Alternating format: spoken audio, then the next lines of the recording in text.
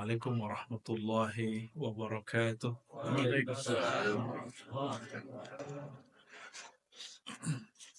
Alhamdulillahirabbil alamin.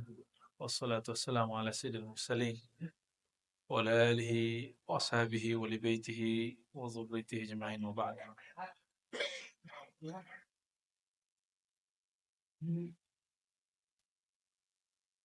Gimana? Semangat? Suara saya nggak semangat nih. Suara saya mah begini aja dari dulu. Baik, sebelumnya mari kita kondisikan hati. Kita baca syahadat. Asyhadu an la ilaha illallah wa asyhadu anna Muhammadar Rasulullah. Asyhadu an la ilaha illallah. Ya, jamaatan bersama. Asyhadu an la ilaha illallah wa asyhadu anna Muhammadar Rasulullah. Ahaddatullah Ahmad Ruhullah Muhammad Habibullah Al-Mahdi Khalifatullah. Laruhan Nabi sallallahu alaihi wasallam sanan wa khatamah sayyidina wali sayyidi Sulaiman Abu Daud Sulaiman sahib kitab Sunan Al-Fatihah. Bismillah. Siratal ladzina an'amta 'alaihim ghairil waladdallin. Amin. Bantu diaktifin.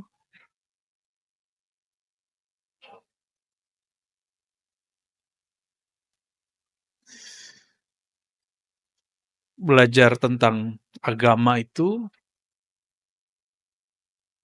dimulai dengan hadis Muslim. Hadis pertama itu di hadis Muslim ada dialog antara Sayyidina Jibril dengan Sayyidina Muhammad sallallahu alaihi wasallam. Itu basic kajian ini.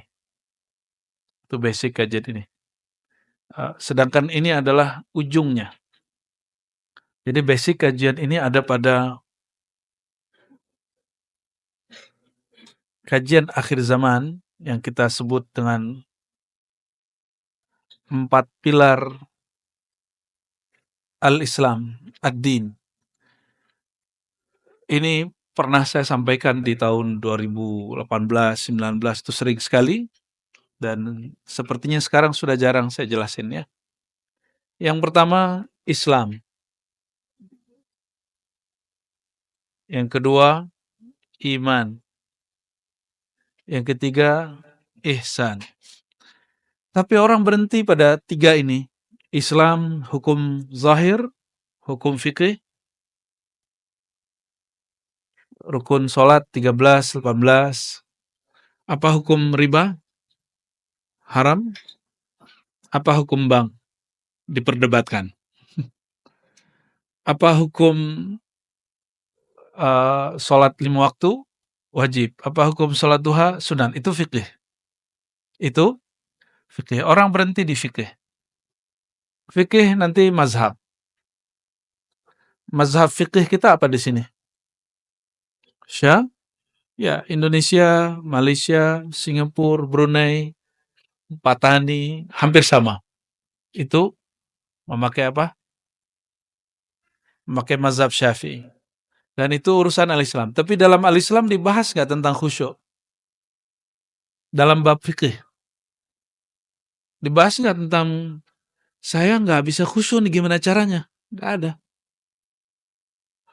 Di dalam bab al-Islam dibahas nggak tentang makna la ilaha illallah? Nggak ada. Maka orang hanya berfikih, bermazhab Syafi'i tidak cukup. Agamanya belum sempurna. Ya. Yang kedua, fikih. Setelah fikih yaitu akidah. Ada 5 rukun iman, betul? Ini yang kemudian banyak perbedaan ya kalau di fikih tadi sunnah bid'ah antara salafi, wahabi dengan ahlu sunnah. Dan ini saya apresiasi kepada eh, Kiai Abdurrahman, sahabat saya dan pembina pengurus di masjid ini, untuk berani nulis depan majang masjid Ahlus Sunnah. Ya, semoga Allah berkahi dan istiqomahkan, amin ya rabbal. Dan itu bukan anjuran saya ya, itu inisiatif ilham dari murid Gusmi ini ya. Salah satu yang buat saya senang ke sini karena ketemu dengan murid dari wali nyentrik, wali Allah yang unik, yang kita sebut wali malamatiyah. Nah, beliau muridnya ini. Nah, cuma muridnya jadi kiai, gimana gurunya itu ya. Semoga Allah berkahi beliau dan guru-gurunya, amin ya rabbal alamin, dan semua pengurus pembina ya. Bab akidah nanti muncul aliran Mu'tazilah, aliran macam-macam, Syiah. Hari ini muncul Syiah di Indonesia. Sudah mulai ramai? Sudah mulai ramai? Syiah di Indonesia? Sudah mulai ramai. Kita nggak benci Syiah, cuma kita beda dengan Syiah. Kita nggak benci Wahabi, tapi kita beda dengan Wahabi. Jadi beragama itu gagal kalau saya berbeda lalu saya benci. Sudah berapa lama belajar? Setiap kali belajar ujungnya benci. Itu berarti Anda belum beragama. Karena Allah itu menyebut kata cinta sering sekali dalam Al-Quran. Innallaha yuhib. Innallaha yuhib. Yang diperangi itu cuma dua aja dalam Al-Quran yang dianggap, yang Allah benci. Orang-orang kafir, orang-orang munafik. Dan itu kemudian dengan nama yang berbagai macam. Ya. Masalahnya, orang munafik itu tidak tertulis namanya hari ini. Bisa jadi kita yang merasa paling benar ini munafik. Maka jika benar seseorang belajar agama, dia menuduh dirinya munafik, bukan menuduh orang munafik. Menuduh dirinya yang cabul, bukan orang yang cabul. Menuduh dirinya yang kotor, bukan orang yang kotor. Itu berarti beragamanya sudah mulai benar. Tapi kalau masih suka ngejudge, menunjuk orang, itu belum tuh. Itu syaitan. Tapi berjubah agama. Hati-hati ya. Karena syaitan tuh zikir di surga 18.000 tahun. Di riwayat Imam Tabari, Tarikh Tabari disebutkan iblis berzikir di surga 18.000 tahun. Ada yang berzikir sebanyak itu. Maka kesolehan kita, kealiman kita gak cukup untuk melawan iblis. Apa yang bisa melawan iblis? Hanya satu, karena iblis gak boleh masuk kolbu. Iblis gak boleh masuk kolbu. Maka wajib belajar ilmu kolbu. Dan ilmu kolbu itu yang ketiga, ihsan. Fikih akidah, orang bisa murtad. Fikih ibadah. Fikih ini ujungnya ibadah. Masih ingat bersisa 500 tahun ibadah? Hadisnya sahih menyebutkan bersisa itu 500 tahun ibadah. Apa yang terjadi? Semuanya gugur. Ada orang 500 tahun ibadah lalu menuntut masuk surga dengan amalnya. Juga Allah kemudian tolak. Kenapa mereka ditolak oleh Allah? Karena mereka nggak ngerti bab ihsan. Ihsan itu bab kolbu. Bab ruhaniyah.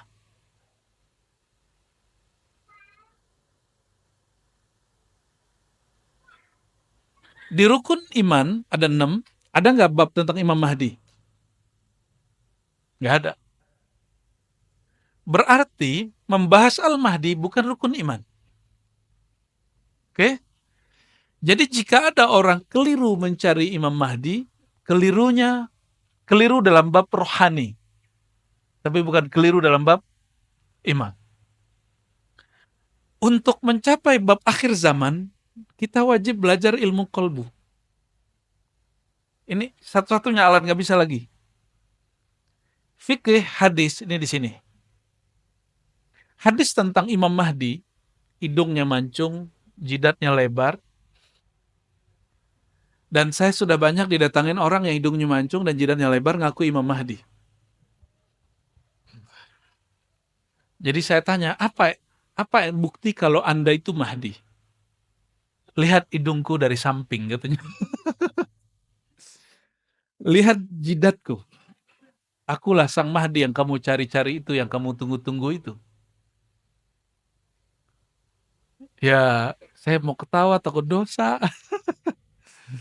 tapi itu terjadi. Dan yang paling sedih apa? Orang halu merasa dirinya lah Sang Mahdi. Karena habis pandemi kemarin, itu tambah banyak orang halu bahwa dialah Al-Mahdi. Emang Al-Mahdi mesti pandemi dulu baru ketahuan. Ya, jadi kekeliruan dalam bab kemahdian itu kekeliruan spiritual, rohani. Dia tidak berimplikasi kepada iman dan Islam. Dia masih Muslim, dia masih mukmin, tapi rohaninya keliru. Ini tolong digarisbawahi ya, tolong digarisbawahi. Jadi kalau nanti ada orang ngaku Imam Mahdi, dia masih mukmin, dia masih seandainya dia benar, dialah sang walinya. Jika dia salah, dia pembohong, tapi dia tidak kafir, dia tidak murtad. Jika ada kelompok pengikut Imam Mahdi tertentu, Mahdi, ada kali ada Mahdi, jadi Jawa kan, maka orang ini, dia hanya keliru secara rohani, tapi implikasinya, kalau umurnya panjang mungkin dia jadi pengikut Dajjal.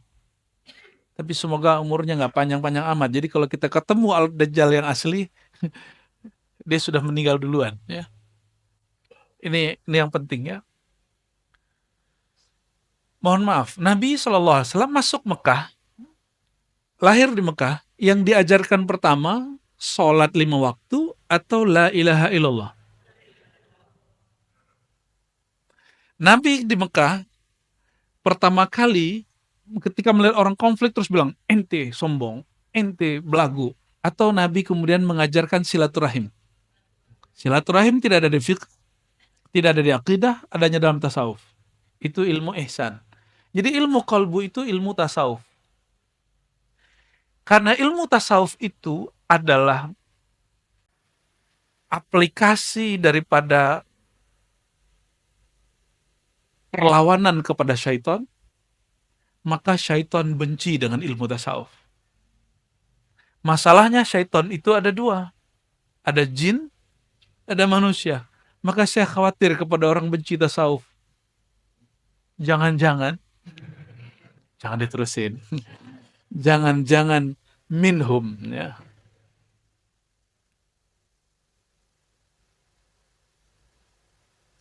Karena tasawuf itu ilmu kolbu, sedangkan syaitan dalam kitab Awariful Ma'arif, Imam As-Surawardi mengatakan dalam satu riwayat, iblis itu meminta kepada Allah, ya Allah izinkan aku menguasai pembuluh darah manusia, maka Allah izinkan.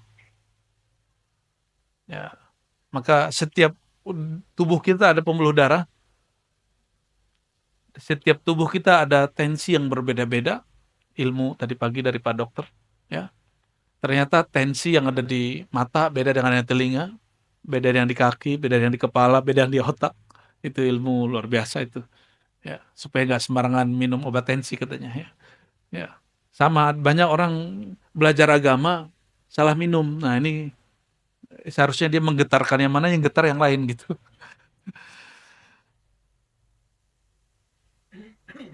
Iblis kemudian mengatakan, namanya masih Azazil, ya Rob, manggil Allah itu ya Rob, wahai Tuhanku. Jadi si Azazil, sang iblis itu, memanggil Allah itu masih dengan panggilan, wahai Tuhanku. Izinkan aku untuk menguasai kolbu manusia. Disitulah Allah murka. Inilah asbabul wurud hadis qudsi. Tapi di Sahih Bukhari Muslim, kalimat itu nggak muncul. Yang muncul cuma ujung hadisnya. Al-kibriya'u ridai. Kesombongan itu adalah selendangku. Ya. Di riwayat lain, siapa yang mencoba untuk ingin mengambil selendangku berarti dia sedang melawanku. Maksudnya apa? Yang boleh menguasai kolbu itu hanya aku. Maka orang yang ingin menguasai kolbu, dia sedang menentang Allah Subhanahu wa taala. Ini perhatikan. Mursyid tidak menguasai kolbu dirinya, bahkan kolbu dirinya dia nggak kuasai, apalagi kolbu murid. Dia hanya diberi pengetahuan tentang penyakit kolbu dan cara mengobatinya. Guru nggak bisa nguasain kolbu, ini perhatikan ya. Dokter bisa nguasain penyakit nggak? Pak dokter berdua? Gimana Pak dokter? Bisa menguasai penyakit? Betapa banyak dokter sakit, Kalau dokter sakit, kita gimana cara ngobatinnya? Maksudnya apa?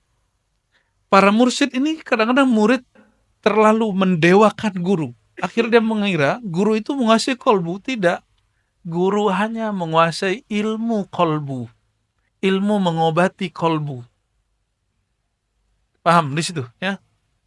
Jadi guru tidak pernah menguasai kolbu manusia. Karena yang boleh menguasai kolbu hanyalah Allah. Dan kalau ada seorang mursyid ngaku menguasai kolbu manusia, fahuwa syaitanun bijubbati syekh. Fi jubbati syekh al-mursyid. Kalau ada seseorang mengaku dapat menguasai kolbu manusia, maka dia syaitan, iblis, ya, yang berjubah syekh. Nauzubillah min, nggak ada yang sanggup, nggak ada yang sanggup.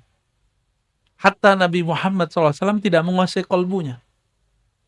Beliau mengatakan, hadza fima amlik wa la tahkumni fima la amlik. Ya Allah, jangan hukumi aku terhadap hal yang aku tidak kuasai. Ya. Ini perhatikan, maka wajib belajar ilmu tasawuf. Ini kaedah-kaedahnya seperti itu.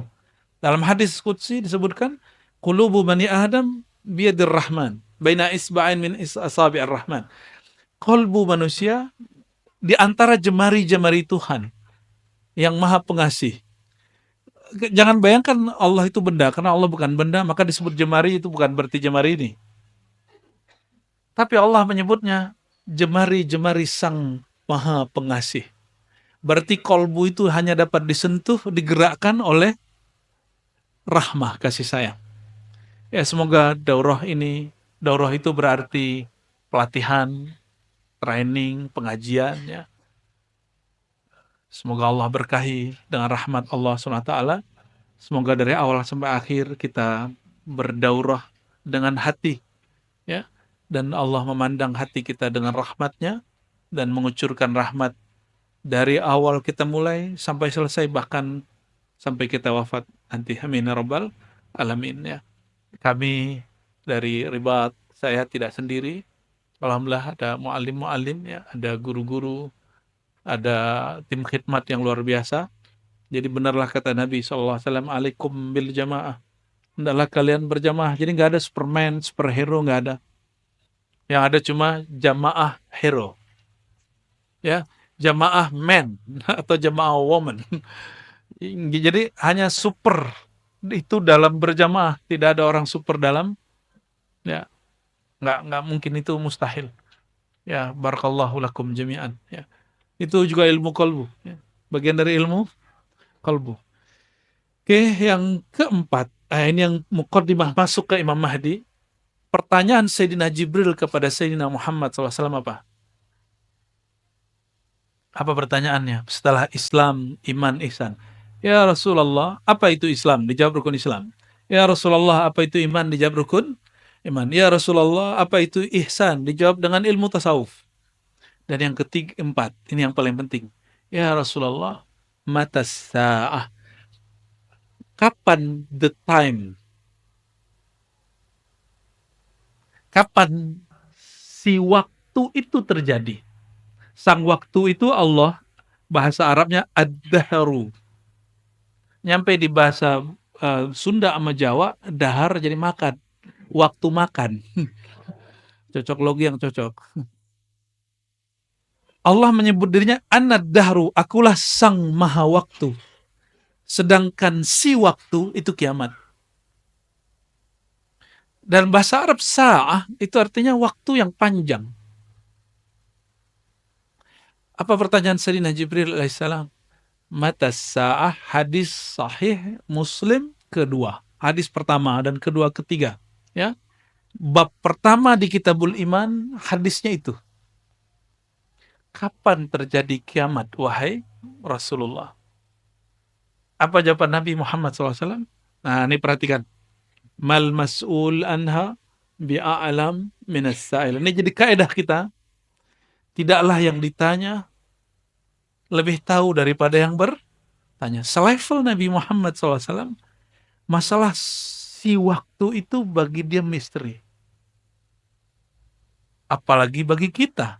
Maka kalau ada orang mengukur umat, mengukur kiamat kapan, dia sudah melewati Sayyidina Muhammad SAW, sudah melewati Sayyidina Jibril. Ini sudah 2 kaidah. Tadi kaidah qalbu, sekarang kaidah yang kedua. Apa itu? Tauqit akhir zaman, tauqitus sa'ah laysa min manhaj an-nabawiyah. Menentukan kapan kiamat bukanlah bagian dari ajaran kenabian. Tapi perkiraan tentang Dajjal, Mahdi itu masih oke. Yang nggak boleh itu apa? Kapan si waktu bernama kiamat terjadi, itu nggak boleh. Paham ya di situ? Kalau mengenai waktu lahirnya pembaharu, itu Nabi sendiri yang mengajarkan, sallallahu alaihi wasallam. Apa kata beliau? Akan muncul setiap 100 tahun, hadis Abu Daud ya, orang mayujaddid laha dinaha, yang mentajdid agamanya, yang mentajdid baginya agamanya, bagi masa itu agamanya. Apa maksudnya? Agamanya nggak diubah, tapi kondisi yang berkaitan dengan si agama itu diubah. Ya, dulu nggak ada orang pengajian beginian kan? Bid'ah nggak? Rasulullah SAW nggak pernah ngaji pakai tab, nggak ada. Ya, maka pertanyaan keempat ini menjadi pilar keempat dalam agama, yaitu akhir zaman.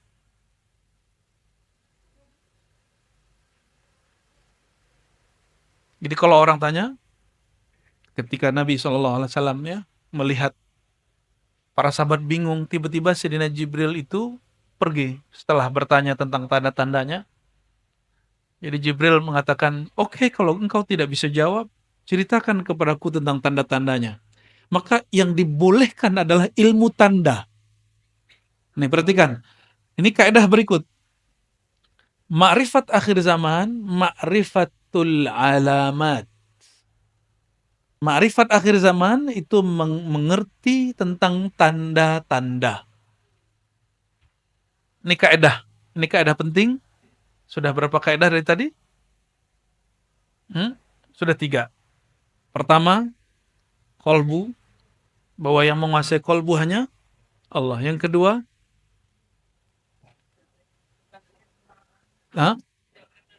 tidak ada dalil yang memperkenan kita menentukan kiamat. Yang ada adalah yang ketiga, hanya boleh mengetahui tanda-tanda. Paham di situ ya? Dan tanda-tanda ini, coba Islam, fisik, iman, akal, ihsan, kolbu, ruh. Maka tanda ini diberikan kemana? Ke fisik, ke akal, atau ke kolbu atau rohani? Ke dalam kolbu rohani. Ya. Nah, ini yang kita sebut dulu ya, saya hanya menyebutnya trilogi. Selamat datang Buya Kasril ya, Al-Khalidi. Alhamdulillah kita diberkahi mursyid suluk saya, Naqsyabandiyah Khalidiyah, hadir ya. Dan rombongan dari Payakumbuh ini luar biasa. Ya. Malam tadi belum istirahat langsung kita siksa. Kita minta memberkati ribat yang di Ciputat. Jadi nggak ada istirahatnya. Malam-malam jam 2 baru istirahat. Semoga Allah berkahi beliau, amin ya rabbal alamin ya. Jadi Islam, iman, ihsan, akhir zaman. Dahulu saya hanya 3, tapi ternyata ilmu itu berkembang. Allah kemudian buka, hadisnya menyebutkan 4 toh. Ya, bahkan 5 pertanyaan akhir zaman itu pertanyaannya beranak. Dan kemudian Sayyidina Muhammad sallallahu alaihi wasallam ya, beliau ketika Sayyidina Jibril pergi, itu Sayyidina Jibril, ini perhatikan, yatamatsalu rajulan, menyerupai seorang laki-laki, serbannya bagus, rambutnya sangat hitam, bajunya sangat putih. Itu simbol dari orang yang paling keren di zaman itu. Tidak ada bekas orang lagi perjalanan jauh. Sayyidina Umar curiga, merhatiin. Sayyidina Umar itu sahabat yang diizinkan kolbunya dialog dengan Allah langsung. Maka dia disebut dengan gelar muhaddatsin, orang yang dapat ilham. Orang yang dapat ilham. Sayyidina Umar ketika melihat orang itu, falabistu maliyah, aku terdiam sejenak keheranan. Lalu Sayyidina Muhammad SAW bertanya, atadri ya, manis sa'il ya Umar. Hai Umar, kamu tahu siapa yang nanya? Sayyidina Umar mengatakan, la ya Rasulullah, engkau yang lebih tahu, Allah yang lebih tahu. Tapi dia curiga. Ya. Apa kata Sayyidina Muhammad SAW? Dzaka Jibril ja'akum liyu'allimakum dinakum. Itu Sayyidina Jibril datang kepada kamu mengajarkan ad-din, agama kamu. Maka 4 ini adalah pilar agama. Jadi kalau orang bertanya, saya belajar agama, apa saja yang saya sudah pelajari? Pertama, al-Islam, fiqih. Yang kedua, bab iman, akidah. Yang ketiga, ilmu hati, tasawuf. Jadi bertasawuf wajib bukan? Yang masih mengatakan bid'ah, kurang piknik. Itu hadis nomor pertama di Kitabul Iman. Bab pertama dalam bab Al-Iman, Sahih Muslim. Emang dia nggak baca Sahih Muslim? Ya. Oh, ada orang tasawuf nggak sholat. Itu bukan tasawuf, bro. Itu kebatinan. Ya. Ada orang kemudian kalau bertasawuf dia kemudian suka khurafat. Lah itu ahli khurafat bukan tasawuf. Itu nggak tahu tasawuf. Ya. Seumur-umur saya ketemu Abu Ya Kasril itu nggak pernah ngomong khurafat. Ya. Beliau bicara apa yang beliau rasakan. Bukan bicara apa yang di khuraf. Khuraf itu dongeng. Dongeng yang dibuat-buat. Terus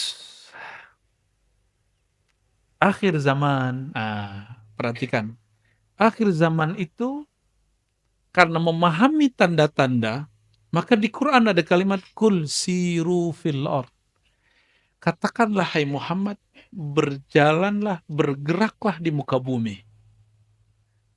Bergeraklah di muka bumi. Maka sirah atau harakah, kita sebut pergerakan, itu adalah pelengkap daripada akhir zaman.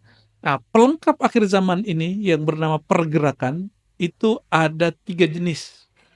Satu, pergerakan akliyah, dia bergerak dengan akalnya, rasionya, maka main pintar-pintaran. Bagi mereka kemajuan akhir zaman itu berdasarkan penemuan intelektual.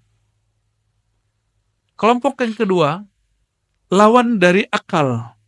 Orang-orang yang nggak masuk akal. Orang-orang yang kita sebut halu dan kebatinan. Mereka suka cocok logi, suka memaksakan makna, bahkan memalingkan makna hadis itu sesuai nafsunya. Kelompok yang hari ini disebut halu. Kelompok yang disebut halu. Dan ada yang ketiga, ini yang paling penting. Ahlul ruh, ahlul qulub. Ahli kolbu, ahli rohani. Ya, hanya mereka yang bisa memahami tentang akhir. Masalahnya mereka itu sedikit. Semoga kita termasuk yang sedikit itu. Amin. Rabbal alamin. Ya. Jadi semua ini, 4 ini disebut ad-din. Apa yang disebut ad-din? Agama.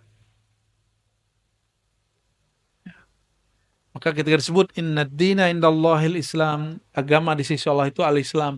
Inilah maksudnya. Jadi al-Islam sebagai agama, ada al-Islam sebagai ilmu. Ini pengantar tentang Al-Mahdi. Jadi ilmu tentang Al-Mahdi ada nggak di fikih? Jadi kalau ada fikih bilang nggak usah bahas-bahas begituan, wajar, dia nggak ada di kitab dia. Ya, ada nggak di bab iman? Ada yang bahas, ada yang tidak. Kebanyakan tidak bahas. Kebanyakan ahli akidah tidak membahas bab Mahdi. Maka wajar, nanti mohon maaf, orang mengaku ahlus sunnah, aswaja, berakidah Asy'ariyah, Maturidiyah, mazhab Syafi'i atau sejenisnya, dia kemudian menentang pembahasan tentang Al-Mahdi. Udahlah masih lama gitu. Orang begini kena penyakit namanya tulul amal. Apa arti tulul amal? panjang angan. Dia kira masih dekat, masih jauh. Padahal Sayyidina Muhammad SAW mengatakan, Ana wasa'a kahatain. 1445 lalu ditambah 13 tahun di Mekah, 10 tahun di Madinah. Nah, kurang tambahinlah itu. Jadi berapa tuh? Itu Sayyidina Muhammad SAW mengatakan, aku dan kiamat seperti dua jari. Dekat apa jauh? Dekat sekali. Berarti kita sudah di ujung. Kita sudah di ujung. Maka hari ini, kalau masih orang mengatakan, udah gak usah bahas Al-Mahdi. Gak usah bahas. Berarti dia panjang angan-angan. Dia kira hidup ini masih panjang.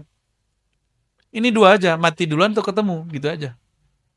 Kenapa? Saya ngeceknya dari kejadian pandemi. Pandemi itu baru kali itu yang sedahsyat itu sedunia.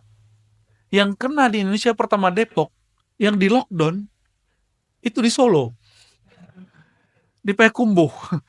Loh, orang belum masuk situ udah di lockdown. Dan lucu tulisannya LOKDON, lockdown. Itu kekonyolan tapi seru sih. Ya Allahumma sholli ala sayyidina Muhammad, Allahumma sholli ala sayyidina Muhammad. Dan itu semua. Bahkan negara yang dianggap berperan, Amerika paling parah. Cina paling banyak korban. Sampai hari ini. Bahkan Singapura sampai hari ini karena banyak Cinanya, kena terus. Tiap masa kena terus. Bener nggak? Ya. Sampingnya Johor kok nggak ada beritanya, kan aneh kan? Betul-betul aneh itu. Namun karena memori ini sangat short sekali, sangat pendek sekali. Memori kita pendek. Sudah lupa kan trauma pakai masker? Sudah lupa? Sudah lupa semua. Jadi manusia itu gampang sekali. Karena dia gampang menyerap, dia gampang melupakan masa lalu. Dulu tegang, masih ingat di Indomaret, Alfamart, kita dekat dikit dibentak sama orang. Kamu jauh-jauh. Mati duluan dia. Ya, itu kejadian. Benar nggak? Kejadian itu. Ternyata Pak Dokter sendiri nggak mau vaksin. Allahumma sholli ala sayyidina. Kecuali Pak Dokter yang satu lagi mau vaksin. Oke, akhir zaman. Jadi kajian ini sebenarnya sudah kontemplasi panjang. Karena saya dulu ngaji hadis 15 tahun nggak ngerti susunan akhir zaman itu kayak gimana. Mana yang duluan, mana yang akhiran. Tapi pandemi kemarin itu saya anggap itu suluk. Suluk al-Khafidi. Suluk Covid. Jadi suluk itu menempuh jalan. Khafid itu bahasa Arab, berarti Allah yang maha menyembunyikan, merendahkan, mensirkan. Ya, khafid.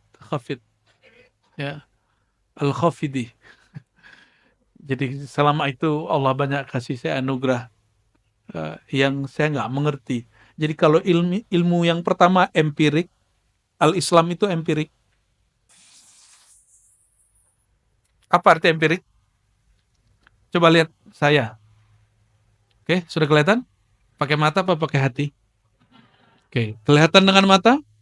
Itu namanya terlihat secara empirik. Empirik artinya panca indera. Oke, coba pegang temannya di samping. Itu makhluk zahir apa jin itu? Oke, berarti emang manusia yang hadir ya? Bukan malaikat, jin yang hadir toh? Tapi tenang, mereka juga ada yang hadir sebagian. Ya. Cuma karena pakai registrasi dia bingung mau masuk dari mana tuh. Ya masuk aja mereka itu. Ya masuk ya. Oke, itu namanya pengetahuan empirik. Apa pengetahuan? Pengetahuan secara fisik. Ini ringkasan S1, S2, S3 ini. Ada bab tentang angka benar salah. Itu tidak dapat dilihat dengan mata, dia mesti difikirkan. Ini yang disebut oleh Imam Ghazali, aku berpikir, aku cinta, maka aku ada. Diambillah oleh filosof dari barat itu ya, Immanuel Kant. Apa kata dia? Aku berpikir, maka aku ada. Itu diambil dari Ghazali. Maka Ghazalinya Barat itu Immanuel Kant. Dia buat agama sendiri disebut Kantia, ya, Kantianism. Saya kasih angka, coba perhatiin. 1 tambah 3 tambah 4 tambah 5 berapa? Gampang bener, 1 tambah 2 sebut. Oke, ya. Itu kelihatan nggak? Oke, 2 kali 3 kali 3. Bagi 1. Oke, fokus. Itu namanya pengetahuan yang diperoleh berdasarkan akal, rasio. Maka kita pikir, lalu kita tahu. Alam ini berubah. Betul? Ada sebuah kaidah, segala yang berubah makhluk dicipta. Alam ini berubah, maka alam itu dicipta. A sama dengan B, A sama dengan C. Segala satu yang berubah dicipta. C. Ciptanya C. Terus, pasti pusing. Nggak jadi deh. Itu mantik ya. Alam, ketika kita sebut dia dicipta, dia bukan muncul dari satu kalimat. Dia muncul dari 2 kalimat. Atau disebut premis. Segala sesuatu yang berubah adalah makhluk. Alam berubah. Yang ketiga, alam adalah makhluk. Menyusun ini, yang menyusun akal atau mata? Atau lisan? Yang menyusun akal. Oke.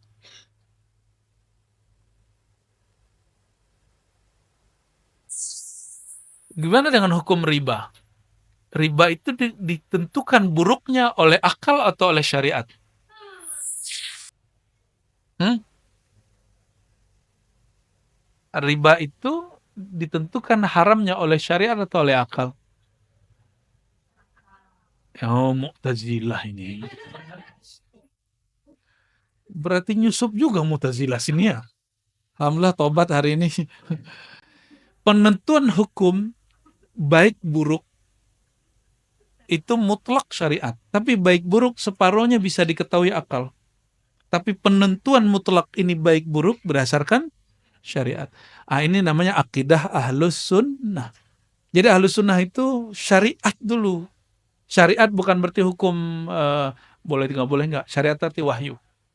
Untuk mengetahui hukum riba mesti pakai wahyu. Bukan dengan akal semata. Tapi akal mengetahui sebagian. Akal mengetahui sebagian. Oke. Mengetahui sesuatu setelah berpikir disebut dengan ma'rifat aqliyah. Atau bahasa kitanya pengetahuan rasional. Pengetahuan berdasarkan akal, rasio. Tidak semua yang masuk akal itu cara menjelaskannya sesuai dengan akal. Ya, banyak hal yang masuk akal, tapi penjelasannya nggak masuk akal. Penjelasannya kadang halu, kadang keliru, itu sering terjadi. Nauzubillah min dzalik. Oke, kita tinggalkan akal. Dalam ilmu akal, apakah ada pembahasan tentang Imam Mahdi? Maka orang-orang cerdas, intelek, filosof tidak akan sanggup bicara Mahdi. Paling dia, ente terpengaruh agama-agama kuno. Yang nggak ada tuh Mahdi-Mahdian, nggak ada. Jadi kalau orang intelektual, pasti dia menolak kajian tentang Al-Mahdi. Ini kita buka-bukaan. Ya, kita bukaan. Menentukan tadi hukum riba pakai apa? Wahyu. Sahibul wahyu, memegang wahyu siapa? Nabi Muhammad SAW. Bab kemahdian yang mengabarkan siapa? Yang mengabarkan kemahdian siapa? Sang pemegang wahyu, Nabi Muhammad SAW. Oleh karena itu, membicarakan tentang kemahdian akhir zaman bukan berdasarkan tebak-tebakan mata, bukan tebak-tebakan akal, tapi dia berdasarkan wahyu yang diturunkan kepada Nabi Muhammad SAW dan pemahamannya disimpan dalam ilham yang diturunkan kepada para ulama ahlullah. Ya, kalau hukum zahir disimpan dalam qalbu ahli fikih, mufti-mufti yang mengeluarkan fatwa di MUI, di Bahsul Masail NU, Tarjih Muhammadiyah, mereka mengatakan ini halal, ini haram. Disimpan hukum zahir. Tapi hukum ini hukum ruhani. Yang menyimpan hanya ahli rohani. Jadi kalau bertanya bab kemahdian, jangan tanya ke ahli fikih, nggak nyambung. Jangan tanya ke filosof nggak nyambung. Tanyalah kepada ahli rohani, karena rohani Nabi SAW yang menerima wahyu. Nah, pemahaman tentang kemahdian hanya dapat diterima, dibahas dengan rohani. Nah, ini perbedaan kajian akhir zaman ribat dengan di luar ribat. Nah, ini kita sebut ini manhaj kami. Manhaj artinya sistem berpikir yang kami bangun. Ya, tolong diperhatikan. Ribat membicarakan akhir zaman. Ambil hadis Nabi SAW, karena hadis itu empirik tapi isinya wahyu. Lalu kita pelajari itu dengan kolbu dan ruhani. Kepada ahli kolbu dan ahli ruhani. Barulah kemudian muncul makna. Sebagaimana kitab fikih, hukum tentang sholat, rukun sholat, wajib, tidak wajib, sunnah, bid'ah, tersimpan ilmunya di kolbu ahli fikih, maka ini tersimpan ilmunya di ahli kolbu. Masalahnya, tadi ada bab ihsan ya. Bab ihsan tentang kolbu dan ruh. Ini dua ya. Kolbu dan ruh beda. Perhatikan, kolbu dan ruh beda. Kolbu itu sentral manusia. Ruh itu sumber sebelum kolbu itu adalah ruh. Ditiupkan ruh ke dalam diri, maka Allah ciptakan satu alat dalam diri kita namanya kolbu. Gitu. Maka ruh itu kolbunya kolbu. Intinya kolbu adalah ruh. Tapi ruh bukan kolbu. Ruh lebih dalam, lebih luas daripada kolbu. Jika orang belajar tasawuf mentok dalam bab kolbu, dia nggak akan bisa bicara tentang kemahdian. Dia nggak akan mampu bicara tentang akhir zaman. Tapi jika dia diizinkan Allah rohaninya diperjalankan ke depan, diperjalankan ke belakang. Ini yang dikatakan oleh Imam Hakim At-Tirmizi, kekasih-kekasih Allah itu diberikan ilmu bad'i, ilmu masa lalu, rohaninya diperjalankan ke masa lalu. Kadang diperjalankan ke masa depan, ilmu maqadir masa depan. Mereka lah yang bisa cerita, oh hadis ini cara memahaminya begini. Kenapa? Karena ada satu kaidah, ini kaidah yang sudah sepakat semua ahli tasawuf, ahli ihsan. Man lam yadhuq, lam ya'rif. Siapa yang tidak pernah mengalami, merasakan, mencicipi, dia tidak akan pernah memahami. Nabi SAW, nih perhatikan, Nabi itu lagi sholat, itu diperjalankan ke masa lalu, diperjalankan ke masa depan. Lagi zikir, tiba-tiba beliau hilang secara batin, fisiknya masih di antara sahabat, rohaninya tiba-tiba diperjalankan. Oke, Nabi mewarisi hukum fikih kepada ahli fikih, mewarisi hukum akidah kepada ahli akidah. Terus ihsan diwariskan kepada para ahli tasawuf, para mursyid. Maka mursyid-mursyid dia dipertemukan rohani yang orang-orang yang meninggal terdahulu, karena orang-orang terdahulu tidak pernah meninggal. Mereka hanya pindah alam, hanya pindah dimensi, tapi dengan cara yang ketat. Itu yang disebut ilmu thariqah. Jadi thariqat itu mengunci halu. Orang tidak berthariqat pasti halu. Ini perhatikan ya. Jadi kenapa muncul halu? Karena dia mencampur adukan thariqat dengan khayalan dia. Nah, dia nggak bisa bedain ini syaitan apa malaikat ya. Ini syaitan apa halu, ini apa keinginan dia, apa keinginan Allah. Ya kan muncul fenomena orang bisa menundukkan hujan. Loh yang menunjukkan hujan Allah. Kita diberi hadiah oleh Allah ditundukkan langit dan bumi, bukan kita yang menundukkan langit dan bumi. Huwallazi khalaqalakum ma fil ardi jami'a. Allah lah yang menjadikan, menciptakan, menundukkan yang di muka bumi semuanya. Bukan kita yang menundukkannya. Yang menundukkan siapa? Allah Subhanahu wa ta'ala. Jadi sahabat-sahabat semua, mengenal bab kemahdian itu nggak cukup pakai ilmu thariqah. Nggak cukup dengan wirid. Oleh karenanya, antum bertanya ke beberapa ahli thariqah, dia nggak akan sanggup menjelaskan bab kemahdian. Karena dia mentok di kolbu, di angka-angka zikir. 70.000 kali 7, la ilaha illallah kali 7, gitu-gitu aja. Ya. Tapi jika dia perjalankan ke ruh, pasti dia diberi isyarat walaupun sedikit. Tergantung jatah dia. Allah itu memberi rezeki itu dua. Ada rezeki zahir, ada rezeki batin. Ini bagian dari rezeki batin. Mungkin bapak saudara ada yang diberikan rezeki zahir yang berlimpah dan suka berbagi. Dan ada juga orang yang diberikan rohani, kolbu berlimpah, maka dia berbagi rohani. Itu sama. Ini kaya. Hanya beda kekayaan. Ya, ini kekayaan rohani, ini kekayaan jasmani, dan mereka saling memerlukan, saling menguatkan. Itulah baginda Nabi Muhammad SAW dengan para sahabat. Ya. Dan ma'rifatu akhir zaman nau'un min ma'rifatir ruh. Ya. Jadi ini kaidah sebelum masuk ke hadis pertama. Mengenal ilmu akhir zaman adalah salah satu bagian dari ilmu mengenal tentang seluk-beluk ar-ruh. Masih ingat ada ayat? Yas'alunaka 'anir ruh. Ya, mereka bertanya kepada engkau tentang ar-ruh. Katakanlah ruh itu amri rabbi. Ada namanya amri? Amri rabbi.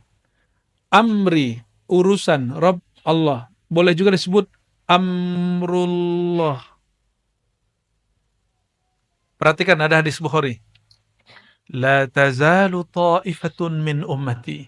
Senantiasalah ada sekelompok kecil dari umatku, gak banyak. Zahirina alal haq, mereka saling tolong menolong dalam al-haq. Semoga kita bagian dari itu, amin.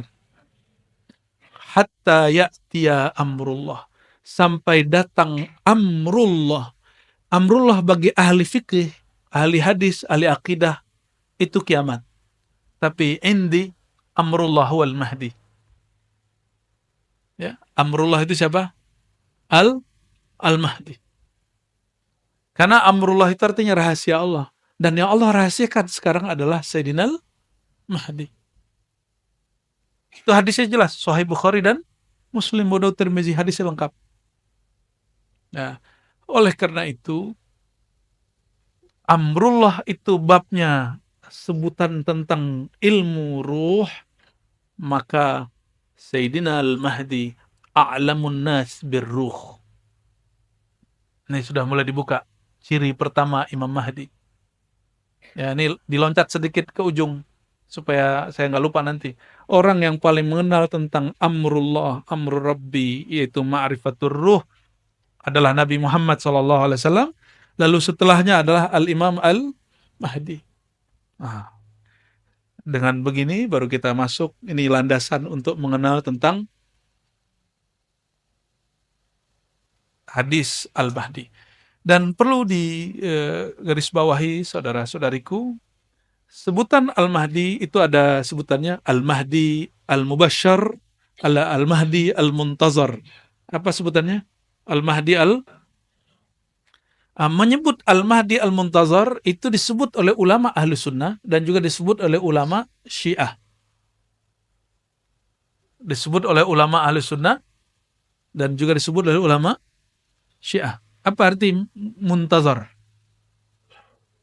Mahdi muntazar, apa artinya? Imam Mahdi yang ditunggu-tunggu.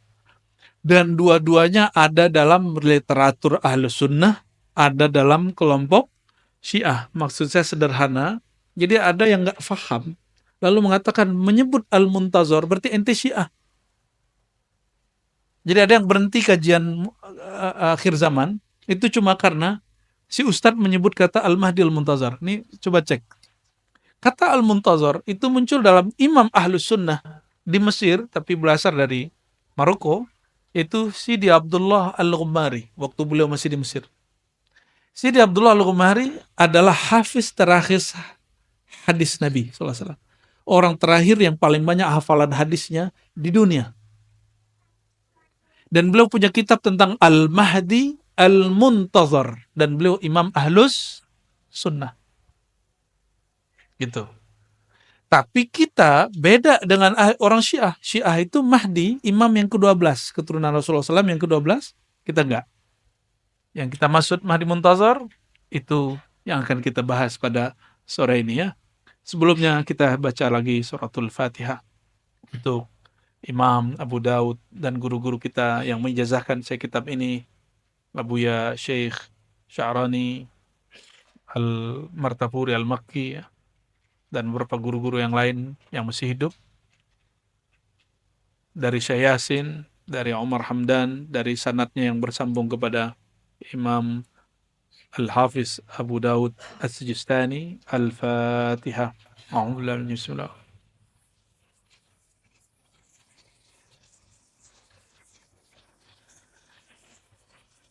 ولروه سيدنا المهدي خليفة الله وسيدنا الخضر عليه السلام. الفاتحة.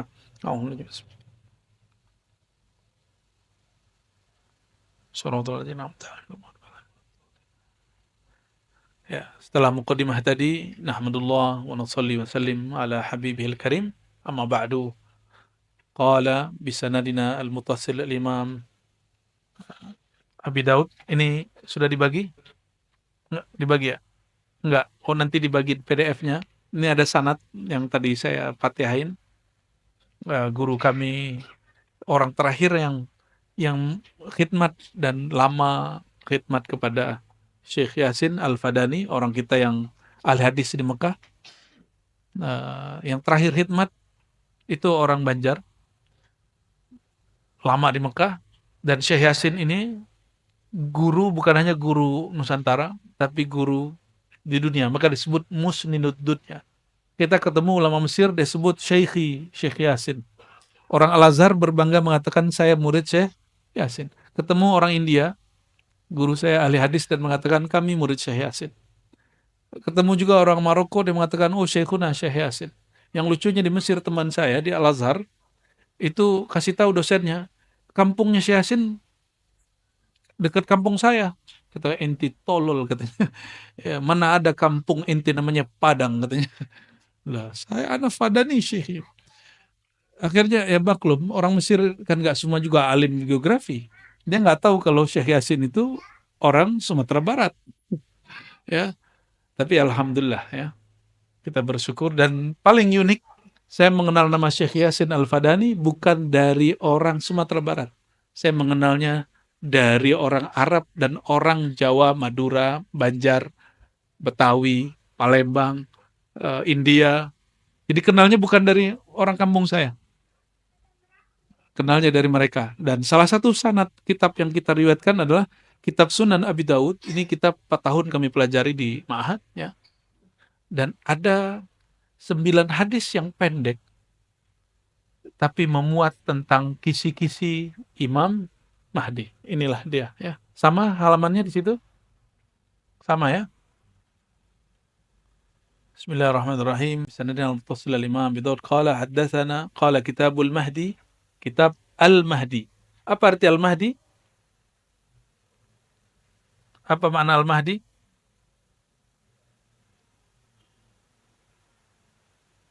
Al-Mahdi. Al-Mahdi dari kata huda, hidayah. Apa arti hidayah? Petunjuk. Petunjuk turun di hati apa di kepala? Apa di gelar? Apakah dokter lebih tinggi hidayahnya daripada orang yang bukan dokter? Wa may yu'min billahi yahdi qalbah. Siapa yang percaya kepada Allah, Allah bimbing hatinya. Berarti Al-Mahdi itu orang yang paling percaya kepada Allah. Itu rumusnya. Surat At-Taghabun, silakan lihat di rumah ya. Maka Al-Mahdi, jadi ada hada yahdi huda, fahuwa hadi wa dzaka mahdi ya. Ada hadi, kalau hadi yang memberi petunjuk. Kalau Mahdi yang diberi petunjuk. Huda berarti tuntunan. Maka Al-Mahdi berarti yang dituntun. Yang dituntun tadi siapa? Mana yang dituntun? Kolbu, ruhnya. Ruhaninya langsung dituntun oleh Allah Subhanahu wa Ta'ala. Ya. Jadi kalau ditanya, ini sudah langsung terjawab, ini harus sudah khatam ini kajiannya, ya. Siapakah Al-Mahdi? Orang yang paling beriman kepada Allah dan orang yang paling tertuntun kolbunya. Masalahnya yang tertuntun kolbunya, ruhnya, ruh tampak atau tidak. Ini masalahnya. Karena ar-ruh itu tidak tampak, maka dia bisa berkamuflase. Jika syaitan dapat menyerupai manusia, menyerupai orang taat, masalahnya nanti orang yang dapat mutiara di kolbunya, dia nyamar jadi syaitan. Itu masalahnya. Nggak ada namanya Al-Mahdi itu, ember itu nggak ada. Kayak yang di Pakistan itu nggak ada. Ya, ngaku sekian ribu kali ketemu Allah, mimpi doang ngaku. Ya, kalau mimpi mah kita tiap hari ketemu Allah 5 kali minimal, jaga. Ya, lebih keren ketemu Allah jaga atau ketemu Allah mimpi. Ya, jadi ada anak Timur Tengah baru tamat dari Al-Azhar, dia bilang, menurut ente ini Imam Mahdi bukan? Karena menurut ente dia Imam Mahdi. Loh, alasannya apa? Dia ketemu Allah udah sekian ribu kali. Ketemu Rasulullah sekian ribu kali, mimpi. Saya candain, saya nggak pakai pengalaman batin. Ini pakai akal aja. Jadi debat sama begitu nggak usah pakai saya melihat dalam hati, nggak perlu. Cukup mengatakan begini, bro, ente kalau ada orang ketemu Allah dalam keadaan jaga, dan itu setiap hari, mana yang lebih tinggi makomnya daripada orang yang kamu sebut di Pakistan itu Al-Mahdi karena dia ribuan kali mimpi ketemu Allah. Yang pertama dong. Saya canda, bro, samping ente. Samping yang mana nih? Saya bilang gitu. Loh, ente maksudnya gimana? Kamu orang Indonesia, nggak mungkin kamu punya begitu. Saya kasih kemudian satu ayat. Wasta'inu bis-sabri was-salah wa innaha lakabiratun illa 'alal khashi'in alladhina yazunnuna annahum mulaqu rabbihim wa annahum ilaihi raji'un. Surah Al-Baqarah. Ya, ayat berapa tuh? 45 ya? 44 45 ya? Orang-orang yang khusyuk itu, orang-orang yang yazunnuna annahum mulaqu rabbihim, orang yang yakin dia bertemu Allah.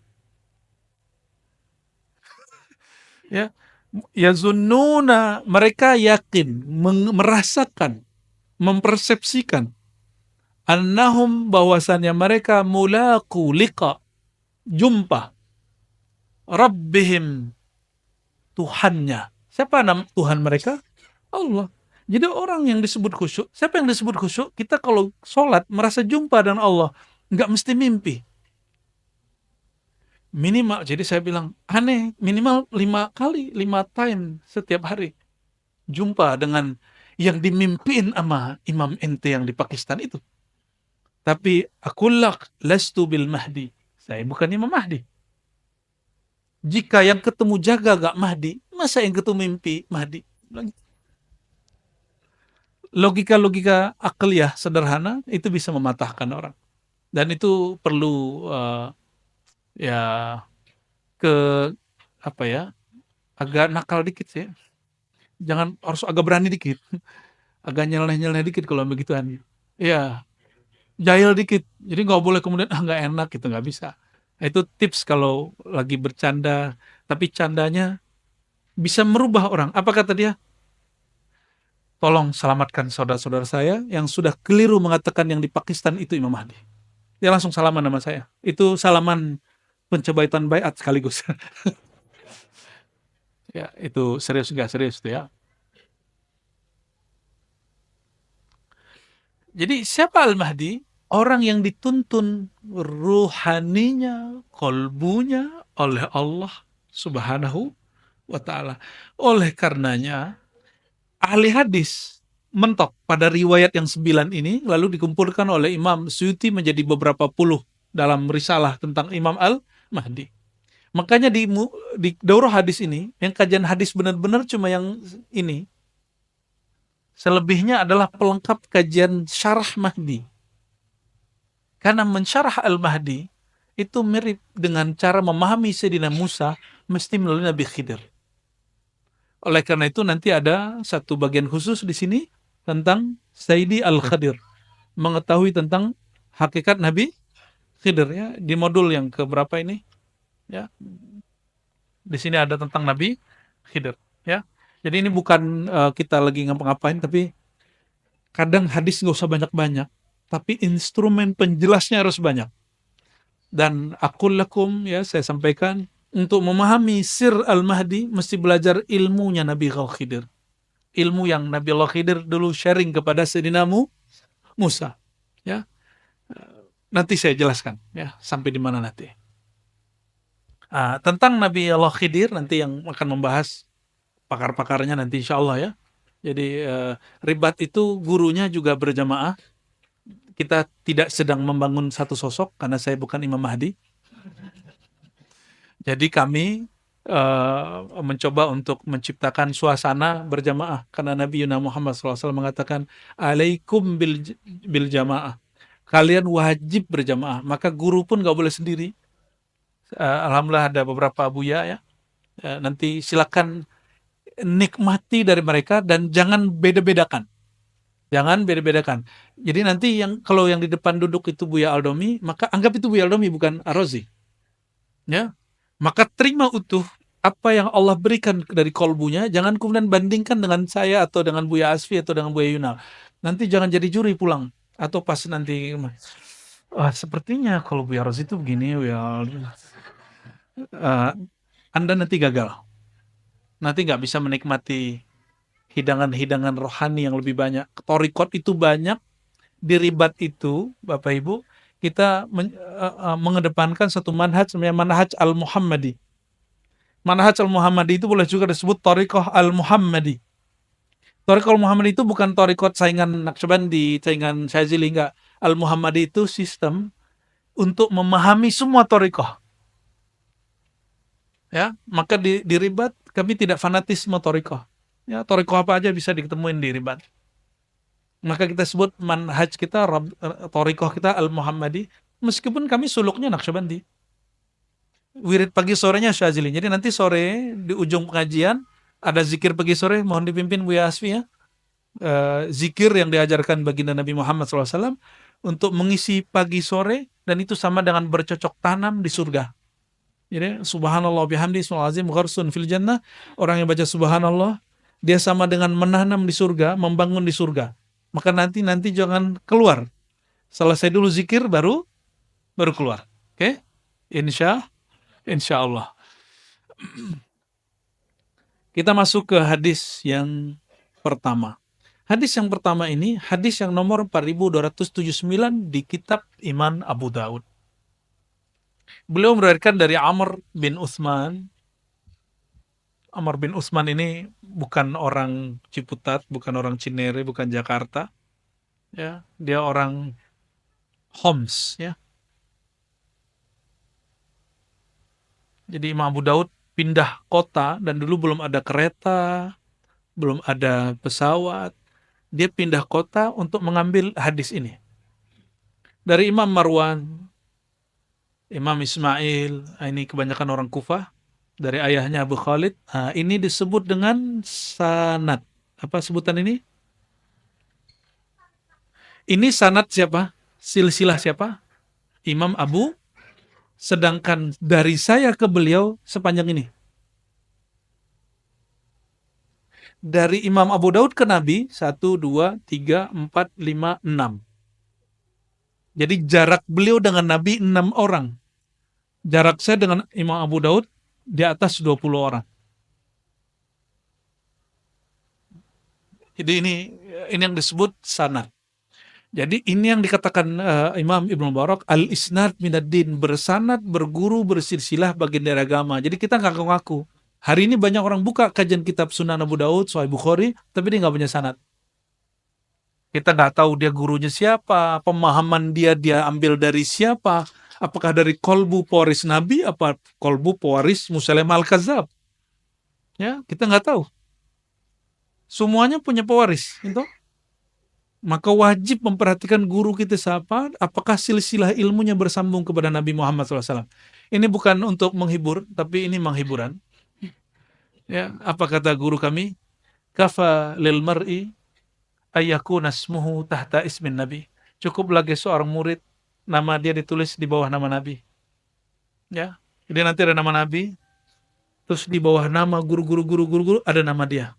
Itu yang disebut silsilah. Ya, nanti coba lihat di situs Ribat Nauraniyah, kita ada di situ menampilkan bukan gagah-gagahan tapi sekedar orang karena banyak bertanya, jadi kami tampilkan bagan silsilah tarekat. Dan cara nulis bagan, nama Rasulullah paling tinggi, sallallahu alaihi wasallam, lalu nama kita paling bawah. Jangan dibalik. Tapi kalau nulis narasi, nama kita dulu terus baru nama Rasulullah sallallahu alaihi wasallam. Dan cukup seseorang dapat syafaat jika nama dia terhubung dengan nama baginda Nabi Muhammad sallallahu alaihi wasallam, ya.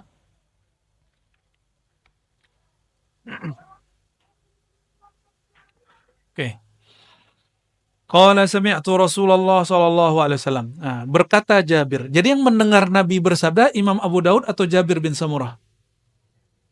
Jadi kalau ada orang hari ini mengatakan langsung saja kepada Rasulullah, dia sedang berbohong. Karena mustahil selevel Imam Abu Daud yang wafat abad ketiga, antara beliau dan Nabi 6 orang. Dan dia gak langsung dengar. Dari fulan, dari Nabi. Masa orang yang hidup di sekarang, zaman 1446 ini, sudah 46 ya? Masih 45? Ini sudah sore. Oke. Lalu orang mengatakan, langsung saja kepada Rasulullah. Yang paling kacau itu mereka mengatakan langsung saja kepada Allah. Wow. Yang langsung kepada Allah itu Rasulullah, bro. Namanya wahyu. Ternyata maksud dia, langsung saja kepada Al-Quran. Loh, Al-Quran wahyu. Ternyata bukan itu juga maksud dia. Langsung saja kepada buku terjemahan. Terjemahan Al-Quran bukan Al-Quran penyimpangan, baik terorisme, ekstremisme, kebanyakan muncul dari orang belajar dari terjemahan. Ya, kebanyakan. Kita juga mendidik santri-santri yang terlibat ideologi-ideologi begitu, dan hasil pengamatan saya, Masya Allah, akal mereka terdoktrin terjemahan ini adalah wahyu Allah. Padahal terjemahan itu adalah terjemahan si penerjemah. Oke, Quran yang kita pegang itu bukan Quran wahyu, tapi itu Quran mushaf. Apa beda Quran wahyu dan Quran mushaf? Kalau wahyu turun ke qalbu Nabi SAW. Kalau mushaf ditulis oleh sahabat Nabi Sayyidina Utsman, maka disebut mushaf Utsmani. Mushaf produk manusia, mushaf Quran dicipta. Kalau Al-Quran tidak dicipta, dia langsung masuk ke dalam ruh. Paham di situ? Oke, maka kalau kita mengatakan langsung saja kepada Allah, itu setara dengan Rasulullah SAW. Langsung saja kepada Pak Nabi, itu setara dengan dua kelompok. Satu ahli sahabat, yang kedua ahli kasyaf. Orang kasyaf itu langsung ke Rasulullah, ya. Percaya nggak, Tom? Nabi itu mati nggak? Karena Nabi nggak pernah mati. Orang-orang yang ahli rohani diizinkan Allah rohaninya mengakses rohani Rasulullah SAW. Itu disebut ahlul kasyaf, ahlul rohani. Cuma dua orang itu yang bisa ketemu Nabi. Sahabat Nabi SAW. Yang kedua, ahlul kasyaf. Hanya dua itu. Mungkin kelompok yang mengatakan langsung saja kepada Rasulullah, dia sahabat Nabi. Jadi kalau ketemu dia, radhiyallahu anka, gitu ya. Atau qaddasallahu sirrahu. Karena dia ahli rohani. Nah, jadi kalimat itu tidak pantas dikatakan oleh seseorang umat Nabi Muhammad SAW yang berilmu. Jadi tolong perhatikan, jangan pernah mengatakan langsung saja ke Quran. Enggak. Al-Quran itu karena turun ke kolbu Nabi, bukan kepada kertas. Maka coba taruh Quran di rumah, itu rumahnya nggak jadi sakti loh. Tapi taruh Quran di kolbu, dimanapun kita pergi, Allah berikan kita karamah. Karamatul Quran. Karamatul Quran. Keramatnya Quran. Keramat itu artinya kemurahan Allah yang ada pada Quran. Keberkahan Allah yang ada pada Quran. Jadi mohon ini diganti cara berpikirnya bahwa Quran yang dimaksud baginda Nabi Muhammad SAW, Dzalikal kitabu. Waktu itu sudah ada buku belum? Sudah ada percetakan apa namanya di Bandung itu? Mizan. Sudah ada Gramet? Belum ada. Maka yang dimaksud Dzalikal kitabu la raiba fi. Itulah Alkitab. Yang dimaksud adalah apa yang diturunkan kepada kolbu Nabi Muhammad sallallahu alaihi wasallam. Ya. Dan itu adalah Rasulullah SAW itu sendiri. Maka Sayyidah Aisyah mengatakan akhlak Nabi adalah Al-Quran. Jadi Nabi itu adalah kitab yang berjalan.